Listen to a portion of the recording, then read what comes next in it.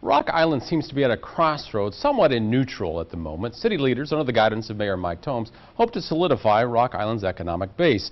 Those deals could position the city for a stronger future. Empty storefronts downtown are among the targets, so some new businesses on 18th Avenue are the kinds of things to build on in Rock Island like we've seen recently. However, there is one big fish the city has struggled to catch in recent years.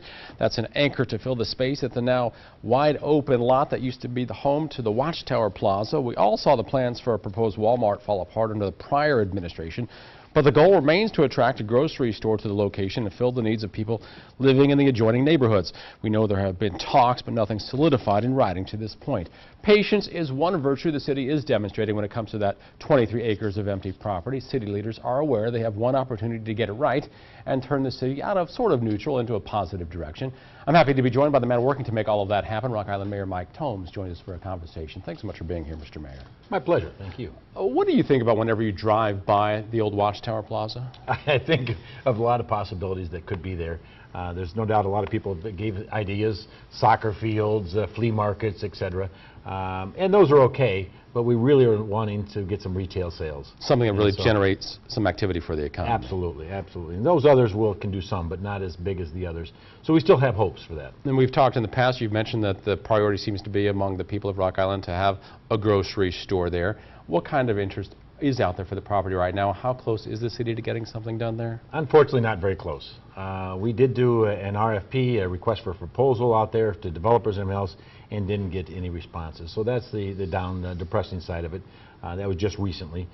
So we're making a second round, trying to go talk to some more grocery stores that we haven't talked to yet. Does that involve another request for proposal process? No, or you just have conversations? No, at this point we have conversations and see what kind of interest. Also placed a few calls to some local developers that typically don't get involved in that size of a project or those type of retailers, but seeing if we can get some interest there of putting together maybe several different opportunities at one time. Several people showed an interest there to build something there, but it's kind of like, I don't want to be the first one there. And so can we put two or three together and make it happen? But you need that big anchor, I guess, to kind of get the ball rolling, don't you? Correctly, you need a big anchor. But this one, what would happen if you had two, I'll call it medium-sized anchors? Some smaller footprints, a 30,000 square foot footprint. And so if you had a grocery store at 30,000, and then you had another called hardware store, don't know exactly, of 30,000, neither one will want to be the first one there, but together it makes it worthwhile. And so can we get two parties put together? And we're certainly talking about your recruitment. We know that there was a business development conference in Chicago that involved a lot of city staff. You were there as well. What are the reservations that you've been hearing, though, from these businesses that keep them from making a commitment to that property? You know, some of them are getting a little skittish about brick and mortar. The internet deal still scares a few people away. They've what markets even for grocery store chains, potentially? Not grocery stores much, but you know, interesting enough, there they've even been doing more. You may not get the fresh products and everything else, the internet, but you know, Amazon delivers toilet paper and paper towels and everything else to your door. And we're seeing groceries get involved in the online delivery system as well. That's correct. And so that industry is getting into that to a certain degree. So they're having to reinvent themselves in some areas. But if there's an attraction and a desire from the neighborhood for that type of business, why isn't that enough to attract them there? You know, the neighborhoods, unfortunately, that is, I'll say, maybe enough for a smaller regional type of a chain versus a national one. And so that's what we're looking at now.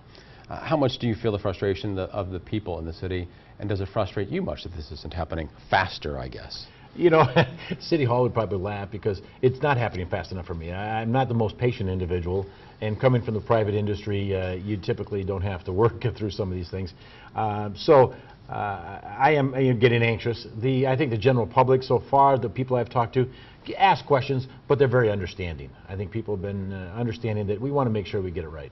Well, how can it happen faster? I know that the work is being done that nobody sees, but the conversations, how often do these conversations happen that people don't know about? Oh, they're happening on a weekly basis. You know, some of them it's one phone call and it's a no. Some it's several phone calls, and trying to catch the right person at these businesses. But no, we're making phone calls and talking to individuals every week about that site or others. And sometimes one thing leads to another, as far as start with that site, but no, not that one, but maybe this.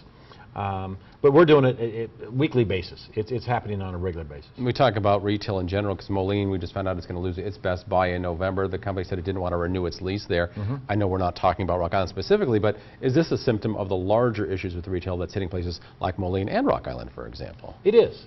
It really is, and that's, you know, once again, everybody's reevaluating their markets that they want to be in, what type of industry is growing with brick and mortar and what's not. And so there is a trend out there. It's getting difficult. And the Quad Cities as a whole is a tougher market than some, but there's no doubt that Rock Island and Moline, or the Illinois side, has a little steeper hill to climb than the others. We have more to talk about with Rock Island Mayor Mike Tomes. What kind of interest the city is generating in some of that cheap property up for sale? For the record.